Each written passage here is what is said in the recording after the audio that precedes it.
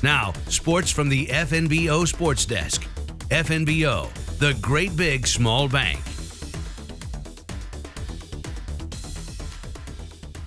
A big-time girls basketball matchup is all set for tonight. After a summer matchup to kind of whet their own appetites, the real McCoy arrives this evening for the Scottsbluff and Bridgeport girls basketball teams. A regular season standalone girls game between the two schools takes place tonight with the Bearcats at the Bulldogs. Let's start with Bridgeport, a team coming off a state title game loss a year ago in C2. They've moved to C1 this year, and they're off to an expected 4-0 start for Coach Dave Coolin. I think the most common thing that was said to me after the state championship game last year was, this will get you ready for next year. And I mean, we were ready to win it last year. We had a team that was very good, so we've got most of the players back. I mean, we did lose some production. There's no doubt about that, but we feel real good about the lineup that we'll be putting out there this year.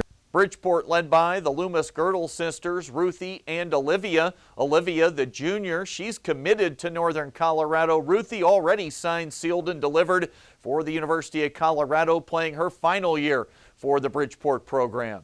We were heartbroken, and I think these girls can tell you that too. It was really hard to get over, but now that we're playing again, you can't look back and be like, oh my gosh, what if I had got that rebound? What if I had made that free throw? Now it's like, okay, what can I do differently to get a different result? Like I said before, like you can't do the same things, expect a different result.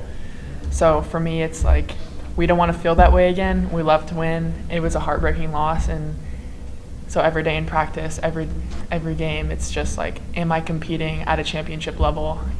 Is what I'm doing now at that level? Because if it's not, we can't expect anything different than what happened last year. So far this year for the Bulldogs, they have wins over Perkins County, St. Pat's, Hemingford, and Sutherland, with tonight possibly being their toughest regular season test of the year. We play each other a lot in the summertime, and so there's no secrets. They know who we have, we know who they have, and so we're used to playing them. Just in a game like this, it'll be fun that it's for real, I guess, and we're excited to host that game in Bridgeport. So Bridgeport bringing back pretty much all their key ingredients from last year's team. Scottsbluff graduated just point guard Mariah Avila. They've missed her early on at times. Head coach Dave Bolish's team 4-2, and he's admitted some of the kids are still trying to fully master some of their new roles for this year's team. Heading into the year, the goals for this year's Scottsbluff girls team pretty clear. Yeah, I mean, our expectations is going to be the same as it always is, which is we've kind of set a standard of attending the state tournament and really reaching our maximum potential. So I thought last year we checked one of those boxes but not the other, and this group has done a great job of kind of facing that, and so that's our goal, and that's what we're committed to.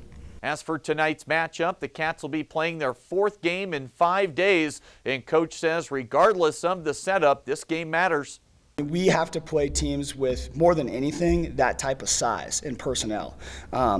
They're probably one of the best basketball teams. I mean, them, Sydney, and us are probably in the top 3 for basketball in the Panhandle. We have to play those teams.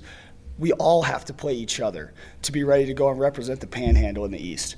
So there's just no excuse to not play each other. So I'm really glad that's happening. I hope that becomes the norm, and I hope that that's the thinking for all of us, is that the good teams have to play the good teams so that we can go represent the Panhandle together. This one tonight on 107.3 The Trail, Allo Channel 15, Mobius 1500, and the Bridgeport Strive Channel will get things started with pregame at 6:15. Opening tip is slated for 6:30. That's the latest today from the FNBO Sports Desk. I'm Chris Cottrell.